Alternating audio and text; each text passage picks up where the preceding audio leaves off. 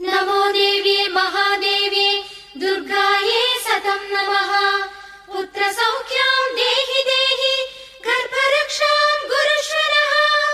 महाकाली महालक्ष्मी महासरस्वती रूपाये नवकोटिमूर्तये दुर्गाये नमः। கலையும் பண்பாடும் கலந்து ஒளிரும் நவராத்திரி விழாவில் தங்கள் கைவண்ணத்தையும் கலைவண்ணத்தையும் திறம்பட அற்புதமாக ஸ்ரீ சங்கர வித்யாலயா மேல்நிலைப்பள்ளி கிழக்கு தாம்பரத்தில் ஆசிரியர்களும் மாணவர்களும் இணைந்து படைத்துள்ள விழா வண்ணத்தை நாமும் கண்டு மகிழ்வோமா? வாருங்கள் அனைவரும். நம் பாரத தேசம் ஒரு புண்ணிய பூமி. உலகின் வேறு எந்த இடத்திலும் காண முடியாத மன நிம்மதியையும் பராசக்தி வளத்தையும் தரும் தலங்கள் அடங்கிய தனி உலகம். உலகில் எங்கு பிறந்தவர்களும் தங்களுக்கு அமைதி கிட்ட நம் பாரத பூமியை நாடுகிறார்கள். பாரத தாயின் மடியில் கிடைக்கும் நிம்மதி மனச்சாந்தி வேறு எங்கும் கிடைப்பதில்லை. நம் பாரத கண்டம் பராசக்தியின் ஆளுகைக்கு உட்பட்டது. பிரளயம் முடிந்து உலகம் உருவான போது சிவபெருமான் தன் உடுக்கையை அடித்துக்கொண்டு உலகம் முழுவதையும் சுற்றி வந்தார். அப்போது ஆ முதலான 51 எழுத்துகள் தோன்றின. இவ்வெழுத்துகள் தோன்றிய இடங்கள் பீடங்கள் எனப்பட்டன. தட்ச பிரஜாபதியின் மகள் சதிதேவி அவள் தவம் இருந்த சிவபெருமானை மணந்தாள். தட்சன் ஒரு வேள்வி நடத்தினான். வேள்விக்கு சிவபெருமானை அழைக்கவில்லை. அவருக்குரிய பங்கையும் தரவில்லை. சிவபெருமான் வேள்விக்கு வரவில்லை. ஆனால் சதிதேவி அவமதிப்பு நேரும் என்று உணர்ந்திருந்தும் வேள்வியை காண வந்தாள். தன் தந்தை சிவபெருமானை அவமதித்ததை பொறுக்காமல் வேள்வி கூடத்தில் யோக முறையில் உயிர் நீத்தாள். சிவபெருமான் தன் கணங்களை கொண்டு வேள்வியை அழித்தார். சதிதேவியின் உடலை சுமந்து கொண்டு பித்தனாகி சுற்றினார். அதனை கண்ட திருமால் தேவியின் உடலை சிவபெருமானிடமிருந்து அகற்றினால் அன்றி தெளிய மாட்டார் என்று எண்ணி தேவியின் உடல் அங்கங்களை சுதர்சன சக்கரத்தால் துண்டித்தார். சிவன் பாரத தேசம் முழுவதும் சுற்றி வர அறுபட்ட உடல் பகுதி ஒவ்வொரு இடத்திலும் விழுந்து சக்தி பீடங்களாகின. உலகம் படைக்கப்பெறும் போது முதலில் ஒளி தோன்றியது. அந்த ஒளி 51 எழுத்துக்களின் வடிவம் பெற்றது. முதலில் உயிராகிய எழுத்துக்கள் தோன்றின. பின்னர் மெய்யாகிய உடல் தோன்ற உயிரும் மெய்யும் ஒன்றாக சேர்ந்து இன்று நம்மை காக்கும் சக்தி பீடங்களாக பாரத தேசம் முழுவதும் தோன்றின. ஸ்ரீவித்யா வழிபாட்டு முறையில் தேவி பல்வேறு வடிவங்களில் தியானம் செய்யப்படுகிறாள். உலகில் உள்ள பொருள்கள் அனைத்தும் அவளது வடிவமே. தென்னிந்தியாவில் தேவியின் வடிவமாய் உள்ள 18 சக்தி பீடங்களை நாம் தரிசிப்போம் வாருங்கள். சக்தியை புராணங்கள் 6 விதமாக வகைப்படுத்துகின்றன. அவை இச்சாசக்தி, கிரியாசக்தி, ஞானசக்தி, ஆதிசக்தி, பராசக்தி, குடிலாசக்தி ஆகும். ஒவ்வொரு ஊரிலும் ஒவ்வொரு சக்தி ஆட்சி செய்கிறாள். ஆனால் இந்த 6 சக்திகளும் ஒருங்கிணைந்து 9 இடங்களில் கோலோச்சுவதாக பேசப்படுகிறது. அவற்றுள் ஒன்றே காஞ்சி காமாட்சி. முதலாவதாக காமகோட்டி பீட்டமாக விளங்கும் காஞ்சி காமாட்சியை தரிசிப்போம். தமிழகத்தில் உள்ள சக்தி பீடங்களில் ஒன்றாகவும் உலகில் உள்ள மோட்சபுரிகளில் ஒன்றாகவும் விளங்குவது காஞ்சி காமாட்சி அம்மன் கோவில்.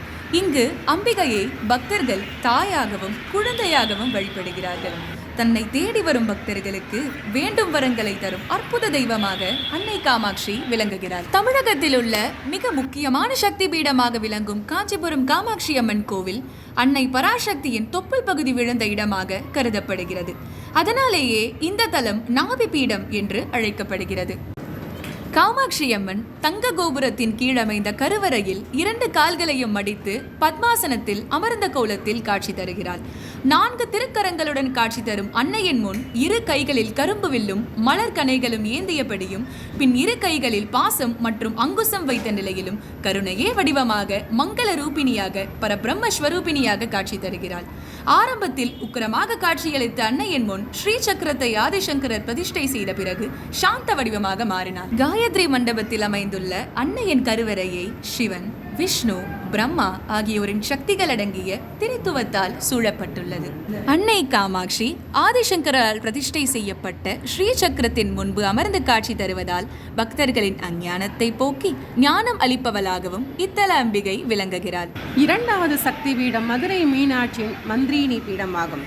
சொக்கநாதருடன் உடன் உரையும் மீன் போன்ற விழிகளை உடைய மீனாட்சியை தரிசிப்போம் வாருங்கள். சக்தி பீடங்களில் ஒன்றான இத்தலம் பெண்களுக்கு முக்கியத்துவம் அளிப்பதால் அம்மனின் இடபாகத்தில் இறைவன் அருள் புரிகிறார். அன்னை மீனாட்சி மூலஸ்தானத்தில் நின்ற கோலத்தில் இடை நெளிந்து கையில் கிளியேந்தி அழகே உருவாக மரகத மேனியாக அருள் பாவிக்கிறார். இவளுக்கு இடப்பக்கத்தில் சுந்தரேஸ்வரர் சுயம்புலிங்கமாக வீற்றிருக்கிறார். மீனாட்சி அம்மன் சிலை முழுவதும் மரகத கல்லால் ஆனது. போகத்தையும் முக்தியையும் வேண்டுபவர்களுக்கு சித்தி தரும் தலம் என்று இத்திருத்தலத்தை திருவிளையாடல் புராணம் போற்றியிருக்கிறது. இத்தலத்தினை பூலோக கைலாசம் என்றும் தலத்தின் பெயரை படித்தாலோ கேட்டாலோ முக்தி கிடைக்கும் என்பதும் சான்றோர் வாக்கு. சக்தி பீடத்தில் 3வது கோயில் மதுரை மீனாட்சி அம்மன் கோயிலாகும். அம்மனின் 51 சக்தி பீடங்களில் இது ராஜமாதாங்கி சியாமல சக்தி பீடமாகும். வேறு நூலின் குறிப்புப்படி சக்தி பீடத்தில் இவை மந்திரினி பீடமாகும். 18 சித்தர்களின் பீடத்தில் இதுவும் ஒன்று. தேவாரம் பாடல் பெற்ற தலமும் ஆகும். நந்தி மற்றும் பிற தேவர்களின் வேண்டுகோளின்படி சிவன் தமது சூலத்தால் பூமியில் ஊன்றி உண்டாக்கியதே பொற்றாமரை குளமாகும். இந்த குளம் கோயிலுக்குரிய தீர்த்தங்களில் முதன்மையானது. சிவகங்கை என்னும் பெயர் உள்ளது. நீர்வாழ் உயிரினங்கள் இல்லாதிருப்பது இன்றும் ஒரு அதிசயம். தேவேந்திரன் தனது சிவ பூஜைக்காக பொன் தாமரையை பெற்றதும் நக்கீரர் இறைவனை எதிர்த்து வாதிட்டதும் இங்குதான். அடுத்ததாக ராமேஸ்வரம் செல்வோமா? ராமநாதர் உடனுரை பர்வதவர்தினியின் சேது பீடத்தை கண்டு மகிழலாமா? ராமேஸ்வரத்தில் கோவில் கொண்டுள்ள அம்மன் பெயர் பர்வதவர்தினி அம்மன். பர்வதவர்தினி அம்பிகை பீடத்திற்கு கீழே ஆதிசங்கரர் நிறுவிய ஸ்ரீ சக்கரம் உள்ளது. சக்தி பீடங்களில் இத்தலம் சேது பீடமாகும். அம்பிகைக்கு சித்திரை பிறப்பன்று மட்டும் சந்தன காப்பு அலங்காரம் செய்கின்றனர். அம்மன் சந்நிதி பிரகாரத்தில் வீடனன் அமைத்த ஆதிசேஷன் மீது பள்ளி கொண்ட கோலத்தில் பெருமாள் காட்சியளிக்கிறார். அம்பாள் சந்நிதியில் அஷ்டலட்சுமி மற்றும் மேற்கு நோக்கிய சண்டிகேஸ்வரி ஆகியோர் உள்ளனர். முதல் பிரகாரத்தில் சீதை அமைத்த மணல் லிங்கத்திற்கு ராமர் பூஜை செய்யும் சன்னதி அமைந்துள்ளது. ஜம்புகேஸ்வரர் உடன் உரை அகிலாண்டேஸ்வரியின் திருவானைக்காவல் ஞானபீடத்தை கண்டு மகிழ்வோம் வாருங்கள். புராண காலத்தில் வெண்ணாவல் மரங்கள் நிறைந்த காடாக இத்தலம் விளங்கியது. அங்கே ஒரு சிவலிங்கம் இருந்தது. சிவகணங்களில் இருவர் சாபம் காரணமாக யானையாகவும் சிலந்தியாகவும் பிறந்து சிவ வழிபாட்டில் ஈடுபட்டனர். சிலந்தி வலை பின்னி வெயில் மழையிலிருந்து லிங்கத்தை காத்தது. யானை தினந்தோறும் காவிரியிலிருந்து நீரும் பூவும் கொண்டு வந்து வழிபட்டது. சிலந்தி வலை தேவையற்றது என கருதி யானை தினமும் அதை அழித்து தன் வழிபாட்டை தொடர்ந்தது. இதனால் கோபம் கொண்ட சிலந்தி யானையின் துதிக்கையில் புக யானையும் சிலந்தியும் போராட கடைசியில் இரண்டும் மடிந்தன. இவற்றின் சிவபக்திக்கு மெச்சிய யானையை சிவகணங்களுக்கு தலைவனாக மாற்றினார். சிலந்தி கோச்செங்கல் சோழனாக பிறந்து யானை ஏற முடியாத குறுகலான படிகளை உடைய கட்டுமலை மீது 70 மாடக் கோவில்களை கட்டினான். கோச்செங்கல் சோழன் கட்டிய முதல் மாடக்கோவில் திருவானைக்கா ஜம்புகேஸ்வரர் கோவில். பஞ்சபூத தலங்களில் இது நீர்த்தலம். வடமொழியில் அப்பு என்ற சொல் நீர் என பொருள்படும். திருவானைக்கா அன்னை அகிலாண்டேஸ்வரின் ஆட்சித்தலம். அகிலாண்டேஸ்வரி அம்மையின் காதுகளில் இருக்கும் காதணிகள் பெரிதாக பக்தர்களின் பார்வைக்கு மிக நன்றாக பளிச்சென்று தெரியும். இந்த காதணிகளை தாடகங்கள் என்று அழைப்பார்கள். அம்பாள் முன்னொரு காலத்தில் மிக உக்கிரமான உருவத்துடன் கொடூரமாக இருந்ததாகவும் பக்தர்கள் வழிபாடு செய்ய மிகவும் அச்சமுற்றதாகவும் இருக்க ஸ்ரீ ஆதிசங்கரர் ஸ்ரீ சக்கர ரூபமான இக்காதணிகளை பிரதிஷ்டை செய்து அம்பாளின் உக்கிரத்தை தணித்தார் என்று தல வரலாறு கூறுகிறது. அன்னையின் உக்கிரத்தை தணிப்பதற்காக முன்புறம் விநாயகரையும் பின்புறம் முருகனையும் பிரதிஷ்டை செய்துள்ளனர். அதிகாலையில் கோபூஜையும் உச்சி காலத்தில் சுவாமிக்கு தினமும் அன்னாபிஷேகமும் நடைபெறுகிறது. உச்சிகால பூஜையின் போது சிவாச்சாரியார் அன்னை அகிலாண்டேஸ்வரி போல பெண் வேடமிட்டு கிரீடம் அணிந்து கொண்டு மேல வாத்தியங்களோட யானை முன்னே செல்ல சுவாமி சன்னதிக்கு வந்து சுவாமிக்கு அபிஷேக ஆராதனைகளை செய்வது இத்தலத்தின் தனிச்சிறப்பாகும். அம்பிகை வழிபட்ட லிங்கம் இங்கு இருக்கும் ஜம்புலிங்க அன்னையால் செய்யப்பட்டது. எவ்வளவு அற்புதமான ஒன்று பாருங்கள். அம்மனின் சக்தி பீட வரிசையில் திருவண்ணாமலை அபிதகுஜாம்பாள் உடனுரை அருணாச்சலேஸ்வரர் கோவில் அருணே சக்தி பீடமாக போற்றப்படுகிறது. அம்மனை தரிசிப்போம் வாருங்கள். விநாயகருக்கான அறுபடை வீடுகளில் இத்தலம் முதலாம் படை வீடாகவும் பஞ்சபூத தலங்களில் இது அக்னி தலமாகும். தேவார பாட தலங்களுள் 233வது தலமாகும். இங்குதான் அருணகிரியார் பிறந்து வளர்ந்து முக்தி அடைந்தார். ஒருமுறை பிரம்மனும் திருமாலும் தங்களில் யார் பெரியவர் என்ற போட்டி ஏற்பட சிவபெருமானிடம் முறையிட்டனர். இருவரில் யார் தனது அடியையும் முடியையும் கண்டு வருகிறார்களோ அவரே பெரியவர் என அறிவித்து ஜோதி பிழம்பாக காட்சியளித்தார். இப்பிழம்பே மலையாக மாறியது. அண்ணுதல் என்றால் நெருங்குதல், அண்ணா என்றால் நெருங்கவே முடியாது என்று பொருள். பிரம்மனும் திருமாலும் சிவபெருமானின் அடியையும் முடியையும் நெருங்க முடியாத நெருப்பு மலை என்பதால் அண்ணாமலையாயிற்று. பிரிங்கி முனிவர் தேவியை வணங்காமல் சிவபெருமானை மட்டுமே வணங்கி வலம் வருவார். அவருக்கு சிவனும் சக்தியும் ஒன்று என்பதை உணர்த்த சிவபெருமான் அம்பிகையை பிரிந்தார். தேவியோ பெருமானுடன் இணைய இத்தலத்தில் தவம் இருந்தார். தவத்தின் பலனாக தேவியை தனது இடது பாகத்தில் ஏற்று சிவபெருமான் அர்த்தநாரீஸ்வரராக அருள் பாலித்தார். உண்மையை உணர்ந்த பிரிங்கி முனிவர் தனது செயலுக்காக வருந்தினார். இச்சம்பவம் சிவராத்திரி நாளில் நடைபெற்றது. இத்தலத்தில் கார்த்திகை மகாதீப திருநாள் சிறப்பாக கொண்டாடப்படுகிறது. இங்கு பௌர்ணமி கிரிவலமும் சிறப்புடையது. தியாகராஜனுடன் உடனுரையும் கமலாம்பாள் தவம் இருக்கும் கமலை பீடத்தை கண்டு மகிழ்வோம் அன்பர்களே, வாருங்கள். திருவாரூரில் அமைந்துள்ள சக்தி பீடம் கமலை பீடமாகும். காமகலா பீடம் எனவும் அழைக்கப்படுகிறது. மூர்த்தி, தீர்த்தம், தலம் என்று மூன்றும் பிரம்மாண்டமாக அமைந்துள்ளது. திருவாரூர் தேர் அழகு என்பதற்கேற்ப உலகிலேயே பெரிய அழகிய தேர் திருவாரூர் தேர்தான். பஞ்சபூத தலங்களில் பிருத்வி தலம் இது. சப்த விடங்க தலங்களில் தலைமை இடமாக திகழ்கிறது. தேவார தலங்களில் 150வது தலம் இது. சைவ குரவர் நால்வரும் போற்றி பாடிய தலம் இது. அம்பிகை இத்தலத்தில் இருவகை திரு உருவங்களுடன் காட்சி தருகிறாள். ஒன்று தீலோத்பலாம்பிகை, மற்றொன்று கமலாம்பிகை. தோற்றம் நீலோத்பலாம்பிகை கோவிலின் 2ஆம் பிரகாரத்தில் தனி ஆலயத்தில் நின்ற கோலத்தில் காட்சி அளிக்கிறாள். அம்பிகையின் அருகிலேயே தோழி பாலமுருகனை சுமந்து இருக்க முருகனின் சுட்டு விரலை அம்பிகை தனது இடது கரத்தால் பற்றி நிற்கும் காட்சி எங்கும் காண கிடைக்காத அற்புத காட்சியாகும். இவ்வன்னை இல்லற வாழ்வு அமைதியாக ஆனந்தமாக இருக்க இன்னொருள் சிறப்பவள். மேலும் வறுமை பிணி நீங்க மக்கட் செல்வம் அருளும் அன்னை இவள். கமலாம்பிகையோ துறவர வாழ்வை மேற்கொள்ள விரும்பும் பக்தர்களுக்கு அருளும் அன்னையாக தனி கோவிலில் எழுந்தருளியுள்ளாள். கமலாம்பிகை தவக்கோலத்தில் கால் மேல் கால் போட்டுக்கொண்டு யோகாசனமாக வீற்றிருக்கிறாள். ருத்ராட்சம், தாமரை அபயம் தாங்கிய திருக்கரங்களுடன் காட்சி அருளுகின்றாள். அன்னை லலிதா சகஸ்ரநாமத்தின் மொத்த வடிவமாக விளங்குகிறாள். இவ் அம்பிகையை தரிசித்தால் சுத்த சித்தியை பெறலாம். தமிழகத்தின் தென்னெல்லையாய் விளங்கும் குமரி முனையில் அருளாட்சி செய்யும் குமரி அன்னையின் குமரி பீடத்தை காணலாம், வாருங்கள். கன்னியாகுமரி கோவிலில் வீற்றிருக்கும் தேவியை குமரி அம்மன், கன்னியாகுமரி அம்மன், துர்க்கை அம்மன், பகவதி அம்மன் என்று பல பெயர்களில் அழைப்பார்கள். அம்மன் குடியிருக்கும் கன்னியாகுமரி கோவிலானது முக்கடல் சங்கமிக்கும் இடத்தில் அமைந்துள்ளது. சதிதேவியின் முதுகு வீழ்ந்த இடம் இது. இவ்வன்னையின் மூக்குத்தியின் சிவந்த நிறமானது கலங்கரை விளக்கின் ஒளியாக ஒளி வீச கப்பல்கள் கரையை அடைந்து விபத்துக்குள்ளாகின. இதனை தவிர்க்க இன்று இத்திருக்கோவிலின் கதவில் மூக்குத்தி துவாரத்தை அடைத்துவிட்டனர் என்பர். இந்தியாவின் தென்கோடி முனையில் இத்தலம் அமைந்துள்ளது. இறைவி பானாசுரனை அடித்த தலம் இது. திருமணமாகாமல் இருக்கும் கன்னிப்பெண்கள் இக்கோவிலுக்கு சென்று வேண்டிக் கொண்டால் விரைவில் திருமணமாகும். காசிக்கு சென்று புண்ணிய தீர்த்தத்தில் நீராடுவதற்கு முன்பு கன்னியாகுமரியில் இருக்கும் முக்கடல் சங்கமிக்கும் தீர்த்தத்தில் நீராடுவதால் பாவங்கள் தீரும் என்பது ஐதீகம். கும்பகோணத்தில் ஆதி கும்பேஸ்வரர் உடனுரையும் மங்களாம்பிகையின் விஷ்ணு சக்தி பீடத்தை காண்போம், வாருங்கள். உயிர் படைப்பின் தொடக்கமாக இத்தலம் கருதப்படுகிறது.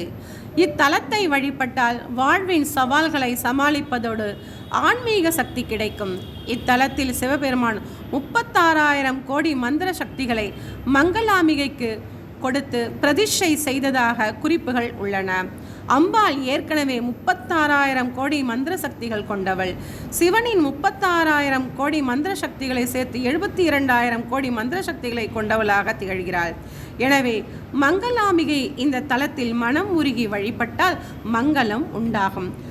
12 ஆண்டுகளுக்கு ஒரு முறை நடைபெறும் மகாமக பெருவிழா சிறப்புடையது. கருவறையில் கும்பேஸ்வரர் கிழக்கு நோக்கி வீற்றிருக்கிறார். திருக்கடையூரில் அமிர்தகடேஸ்வரர் உடனுரையும் அபிராமி அம்மையின் காலப்பீடத்தை தரிசிப்போம், வாருங்கள். காலதேவனை காலால் உதைத்த திருத்தலம் இது. அமிர்தமே லிங்கம் என திகழும் ஆலயம். சஷ்டியப்த பூர்த்தி, சதாபிஷேகம் முதலான முக்கியமான வைபவங்களை இங்கே நடத்தினால் அமிர்தகடேஸ்வரரின் பேரருளை பெறலாம், நீண்ட ஆயுளுடன் வாழலாம் என்பது ஐதீகம். காலதேவனை காலால் உதைத்த திருத்தலம் இது. தன்னை ஒரு பக்தன் வழிபட்டு விட்டான் என்பதற்காக நீதி வழங்க வந்த நீதி தேவனை, கால தேவனை, யமதர்மனை சிவபெருமான் தண்டித்த திருத்தலம். பில்வாரண்ய கஷேத்திரம் என விவரிக்கிறது புராணம். திருக்கடையூர் அபிராமி அம்மன் ஆலயத்தின் பட்டராக இருந்தவர் சுப்பிரமணியன். தை அமாவாசை நாளில் கோவிலில் அபிராமி அம்மனை நினைத்து ஆழ்ந்த தியானத்தில் இருந்தார். மராட்டிய மன்னர் திருக்கடையூர் கோவிலுக்கு சாமி தரிசனம் செய்ய வந்தார். ஆனால் அபிராமி அம்மன் சன்னதியில் இருந்த சுப்பிரமணிய பட்டர் மன்னரை கவனிக்காமல் தன்னை மறந்து அபிராமி அம்மனை நினைத்து ஆழ்ந்த தியானத்தில் இருந்தார். இதை கண்ட மன்னர் சுப்பிரமணிய பட்டர் தியானத்தில் இருந்து விழித்ததும் இன்று என்ன திதி என்று கேட்டார். அம்மனின் திருமுகத்தை மனதில் நினைத்தவாறு இன்று பௌர்ணமி என்று தவறாக கூறிவிட்டார். இதனால் சினம் கொண்ட மன்னர் இன்று இரவு வானில் முழு நிலவை காட்ட வேண்டும், முழு நிலவு தோன்றாவிட்டால் உங்களை அக்னி குண்டத்தில் ஏற்றிவிடுவேன் என்று கூறிவிட்டு அங்கிருந்து சென்று விட்டார். இதனால் அச்சமடைந்த சுப்பிரமணிய பட்டர் அபிராமி அம்மனை நினைத்து வழிபடத் தொடங்கினார். இது ஒரு புறம் இருக்க, அபிராமி அம்மன் சன்னதி எதிரே சுப்பிரமணிய பட்டரை அக்னி குண்டத்தில் ஏற்ற ஏற்பாடுகள் தொடங்கியது. எரியும் நெருப்பின் மேல் தொங்கும் முறியில் சுப்பிரமணிய பட்டர் ஏற்றப்பட்டார். சுப்பிரமணிய பட்டரும் அபிராமி அந்ததியில் பாடல்களை பாடத் தொடங்கினார். 79வது பாடலை சுப்பிரமணிய பட்டர் பாடத் தொடங்கும் பொழுது அன்னை அபிராமி அம்மன் வானில் காட்சி தந்து தனது இடது காதில் இருந்த சந்திர தாடங்கத்தில் கழற்றி வானில் வீசினாள். அது பல கோடி நிலவின் ஒளியை அந்த அமாவாசை வானில் வெளியிட்டது. இதனால் அமாவாசை இருள் நீங்கி வானில் முழு பௌர்ணமி நிலவு தோன்றியது. தை அமாவாசை தினத்தன்று ஆண்டுதோறும் திருக்கடையூர் அபிராமி அம்மன் சன்னதி முன்பாக அபிராமி அந்தாதி பாடப்படுவதுடன் பௌர்ணமி தோன்றும் நிகழ்வும் நடத்தி காட்டப்படுகிறது. என்னே இறைவனின் அற்புதம். திருவாலங்காட்டில் வண்டாரணேஸ்வரர் உடனுரை சக்தியாகிய காளி தேவியின் காளி பீடத்தை கண்டு மகிழ்வோம் வாருங்கள். ஒரு முறை காளிக்கும் சிவபெருமானுக்கும் இடையே நடன போட்டி நடைபெற்றது. சிவபெருமான் ஊர்த்துவ தாண்டவம் ஆட காளி தோல்வி அடைந்தாள். சிவபெருமான் எனக்கு நிகராக நடனம் ஆடக்கூடியவள் நீ மட்டுமே என்று அருளியதோடு இத்தலத்தில் உன்னை வழிபட்டு அனைவரும் அருள் பெறுவர் என்று அருளினார். காரைக்கால் அம்மையாரை இறைவன் அம்மையே என்று அழைத்த தலம் இது. காரைக்கால் அம்மையார் தலையால் நடந்து வந்த இறைவனை வணங்கி இறைவனின் திருநடனத்தை தரிசித்த தலம். தேவர்கள் வண்டாக வந்து வழிபட்ட தலம் இது. தேவார தலங்களில் இது தாமிர சபையாக போற்றப்படுகிறது. திருக்குற்றாலத்தில் எழுந்தருளியுள்ள செண்பகாதேவி அம்மனின் பராசக்தி பீடத்தை கண்டு தரிசிக்க வாருங்கள். அடர்ந்த காட்டில் அமைந்துள்ள செண்பகாதேவி அம்மனை தரிசித்தால் நினைத்தது நடக்கும். தென்காசி மாவட்டம் குற்றாலத்தில் பாறைகளை கடந்து 2 கிலோமீட்டர் வனப்பகுதியில் நடந்தால் செண்பகாதேவி அம்மன் ஆலயம் அமைந்துள்ளது. இந்த கோவிலில் சாமி தரிசனம் செய்தால் நினைத்தது நடக்கும். இந்த கோவில் அடர்ந்த காட்டின் நடுவே அமைந்துள்ளது. இந்த அம்மனை வழிபட்டால் குழந்தை பாக்கியம், திருமணம் போன்ற மக்கள் வேண்டிக் கொள்ளும் காரியங்கள் பல நம்பிக்கையுடன் நடக்கும் என்று நினைத்து மக்கள் வழிபாடு செய்து வருகின்றனர். அகத்திய முனிவர் பொதிகை மலைக்கு செல்லும் பொழுது திரிகூடமலை வந்தடைந்தார். அப்பொழுது செண்பகாதேவி அம்மனிடம் திரிகூடமலைக்கு செல்லும் ரகசியங்கள் கேட்டு அறிந்ததாகவும் செவிவழி செய்திகள் கூறுகிறது. இங்கு அமைந்துள்ள நாகப்புற்றிற்கு மக்கள் பூஜை செய்து வருகின்றனர். இக்கோவிலை சுற்றி விநாயகர், அகத்தியர், சித்தர்களின் சிலை, நந்தி, சிவலிங்கம் போன்றவை அமைந்துள்ளன. பௌர்ணமி தோறும் மக்கள் இங்கு வந்து தரிசனம் செய்வது வழக்கம். மதியம் வரைதான் கோவிலுக்கு மலை ஏற அனுமதி உண்டு. செண்பகாதேவி அம்மன் முதலில் உக்கிரமான காளியாக இருந்ததால் அகத்திய முனிவர் தான் இந்த அம்மனின் கோபத்தை தணித்து மக்கள் வழிபாட்டிற்காக செண்பகாதேவி அம்மனாக ஆகியதாக கூறப்படுகிறது. அதனால்தான் அகத்திய மாமுனிவர் அம்மன் சன்னதிக்கு முன் காவலாக அமைந்திருக்கிறார். பௌர்ணமி தோறும் குத்து அரிசி என்று சொல்லும் அரிசியில் பிரசாதம் செய்து அதை அன்னதானமாக வழங்குகின்றனர். இதன் சுவை வித்தியாசமானதாக இருக்கும். அம்மனுக்கு கொழுக்கட்டையை விளக்கு போல் செய்து மக்கள் வழிபடுகின்றனர். இப்படி வழிபாடு செய்வதால் நினைத்தது நடக்கும் என்பது நம்பிக்கை. அடுத்த பௌர்ணமிக்கு அதிகாலையிலேயே அம்மன் அருள் பெற்று அம்மனை தரிசிப்பதற்கு சிற்றருவியில் உள்ள வனத்துறையினரிடம் அனுமதி பெற்றுவிட்டு மலையேறி அம்மனை தரிசித்து விட்டு வாருங்கள். ஈங்கோய் மலையில் உள்ள மரகதாலேஸ்வரர் உடனுரையும் மரகதாம்பிகையின் சாயா பீடத்தை கண்டு மகிழலாம், அருள் பெறலாம் வாருங்கள். திரு ஈங்கோய் மலை அல்லது ஈங்கோய் மலை என்பது இப்போது திருலிங்கமலை என்னும் பெயருடன் விளங்குகின்றது. தேவார தலங்களில் 63வது தலமாகும். அகத்திய முனிவர் ஈயின் வடிவில் வழிபட்ட தலம் இது. மேலும் இது ரத்னாவளி சக்தி பீடமாகவும் விளங்குகிறது. முன்னர் ஆதிசேஷனும் வாயுவும் தத்தம் வல்லமை நிலைநாட்டிட கடும் போரிட்டனர். அச்சமயம் ஆதிசேஷனால் முழுவதுமாக மூடப்பட்டிருந்த மேரு மலையிலிருந்து வைரம், சிவப்பு மணி, மரகதம், மாணிக்கம், நீலம் ஆகியவை சிதறி விழுந்தன. அவ்வாறு மரகதம் வீழ்ந்த இடமே திரியீங்கோய் மலையாகும். பார்வதி தேவி இங்கு சிவனை வழிபட்டமையால் இது சிவசக்தி மலை எனவும் வழங்குகிறது. சிவபெருமான் உமையம்மைக்கு தனது உடலில் சரிபாதியை தருவதாக வாக்குறுதி அளித்த தலம் இந்த தலம் சாயாபீடம் என போற்றப்படுகிறது. பாபநாசத்தில் பாபநாசநாதருடன் உடனுறையும் உலகநாயகின் விமலை பீடத்தை காணலாம் வாருங்கள். அகத்தியருக்கு இறைவன் திருமண கோலத்தில் காட்சி தந்த தலம். இக்கோவிலில் அகத்தியரும் அவர் மனைவியும் உள்ளனர். இது சூரிய தலம், சூரிய கைலாசம் என அழைக்கப்படுகிறது. வியாக்கிரபாதர், பதஞ்சலி ஆகியோருக்கு சிலையுண்டு. தைப்பூசத்தில் நந்திக்கு சந்தன காப்பு நடைபெறும். நாயக்கர் கால கலைப்பாணியில் அமைந்த கோவில் இது. திருநெல்வேலியில் நெல்லையப்பருடன் உடன் உரையும் காந்திமதியின் காந்தி பீடத்தை கண்டு மகிழலாம் வாருங்கள். மூலவர் வேண்ட வளர்ந்தநாதர் சுயம்புமூர்த்தி. இவரே நெல்லையப்பர் எனப்படுகிறார். லிங்கத்தின் மத்தியில் இறைவியின் உருவம் தெரிகிறது. இங்குள்ள விநாயகர் முக்குருணி விநாயகர். இவர் வலது கையில் மோதகம் வைத்து கொண்டுள்ளார், இடது கையில் தந்தம் வைத்திருக்கிறார். இங்கு புத பகவான் கிழக்கு நோக்கி இருக்க வேண்டியவர் வடக்கு நோக்கியுள்ளார். இங்குள்ள உற்சவரான விஷ்ணுவின் மார்பில் லிங்கத்துடன் காட்சி அளிக்கிறார். பிரதோஷம் அன்றும் சிவராத்திரி அன்றும் அம்பிகைக்கு சேர்ந்தே பூஜைகள் நடக்கின்றன. சிவபெருமானின் நிவேதனத்திற்காக வேத சர்மா என்னும் அந்தனர் பிச்சை எடுத்து வந்து உலர்த்தி இருந்த நெல்லை எதிர்பாராது பெய்த மழை அடித்து சென்று விடுமோ என்று அஞ்சி இறைவனை இறைஞ்சிய போது இறைவன் நெல்லை நீர் அடித்து கொண்டு போகாமல் வேலியாக நின்று காத்தமையால் நெல்வேலிநாதர் என பெயர் பெற்றார். அதனால் இத்தலம் திருநெல்வேலி என பெயர் பெற்றது. திருவெண்காட்டில் ஸ்ரீ ஸ்வேதாரண்யேஸ்வரர் உடனுரையும் பிரம்ம வித்யாவின் பிரணவ பீடத்தை கண்டு மகிழ்வோம் வாருங்கள்.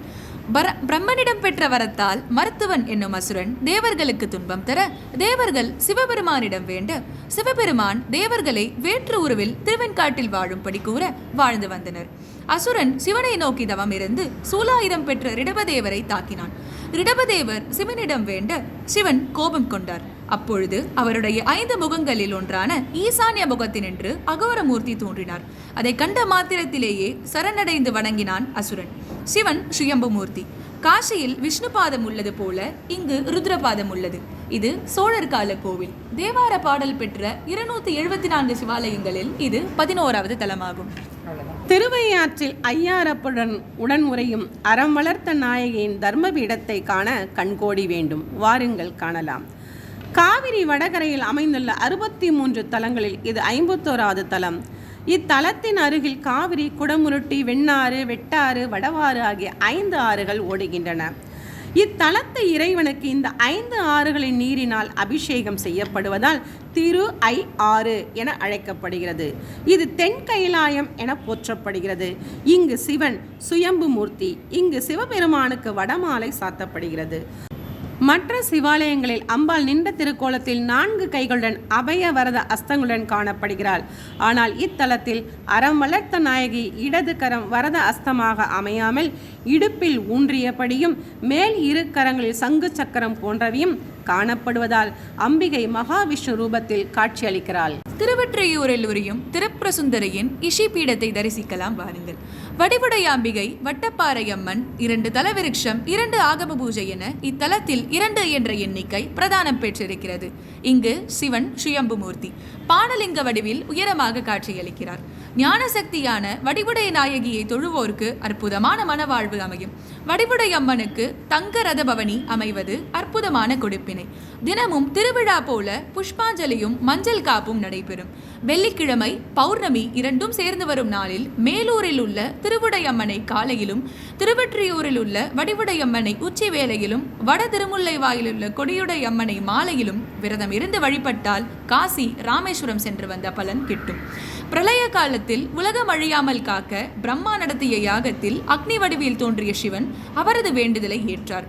யாககுண்டம் கோவிலாக மாறிய தலம் இது. ஒரு காலத்தில் அரசன் இறைவன் கோயில் உட்பட எல்லா இடங்களுக்கும் வரி விதிக்க அரசனுக்கும் ஓலை நாயகத்திற்கும் தெரியாதபடி இறைவன் அருளால் ஓலையில் வரி பிளந்து இவ்வாணை ஒற்றியூர் நீங்களாக கொள்க என்று எழுதப்பட்டு இருந்தது. வரிவிலக்கு அளிக்கப்பட்டமையால் ஒற்றியூர் என்று அழைக்கப்படுகிறது. இறைவன் இழுத்தறியும் பெருமான் என்று அழைக்கப்படுகிறார். தேவிப்பட்டினத்தில் அமைந்துள்ள மகிஷமர்தினியின் வீரசக்தி பீடம் கண்டு அருள் பெறலாம் வாருங்கள். கடற்கரை ஓரத்தில் மிக அமைதியான சூழலில் கிழக்கு நோக்கி அமைந்துள்ளது. 5 நிலை 7 கலசமுடன் பிரம்மாண்ட கோபுரத்துடன் அமைந்துள்ளது. ஏகதள விமானமாக அமைந்தது. மகிஷாசுரனை வதம் செய்ய எடுத்த அவதாரம் மகிஷாசுரமர்தினி. 9 நாள் போராடி வெற்றி பெற்ற பராசக்தி ஓய்வெடுக்க சயன கோலத்தில் சுயம்புவாக உலகநாயகி என்ற திருநாமத்துடன் கடற்கரையில் தங்கினாள் என்றும் அவரது பெயரால் இவ்வூர் தேவிப்பட்டினம் என்றும் அழைக்கப்படுகிறது.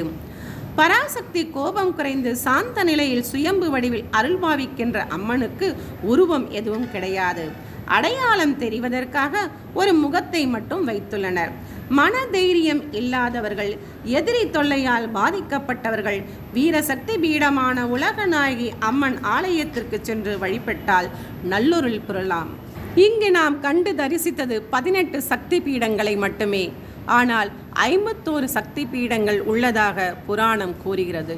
இந்த 51 சக்தி பீட தேவதைகளுக்கும் ஒரே இடத்தில் ஆலயம் அமைக்க எண்ணி ஸ்ரீ காஞ்சி ஜகத்குரு ஸ்ரீ சந்திரசேகர சரஸ்வதி சுவாமிகள் அருளாசியோடு 1980 இந்த பணி தொடங்கப்பட்டு ஸ்ரீ ஜெயேந்திர சரஸ்வதி சுவாமிகள் கரங்களால் பூமி பூஜை செய்யப்பட்டது. கும்பாபிஷேகம் 2008 நடைபெற்றது. இக்கும்பாபிஷேகத்தில் காஞ்சி பெரியவர் ஸ்ரீ ஜெயேந்திர சரஸ்வதி சுவாமிகள் கலந்து கொண்டு ஆசி வழங்கினார். இத்தலமானது ஏகாவன் சக்தி பீடம் என்ற பெயரில் குஜராத் ராஜஸ்தான் எல்லை பகுதியில் அமைந்துள்ளது. அம்பாஜி நகரில் இருந்து 3 கிலோமீட்டர் தொலைவில் உள்ளது. இத்தகைய அன்னை இவ்வுலகில் மட்டும் அல்லாது அதில் வசிக்கும் நம்மையும் ஆட்சி செய்கிறாள். நம் உடலே ஆலயம் என்பது சித்த திருமூலரின் வாக்கு. அதன்படி இந்த 51 சக்தி பீடங்களும் நம் உடலிலேயே அமைந்துள்ளன.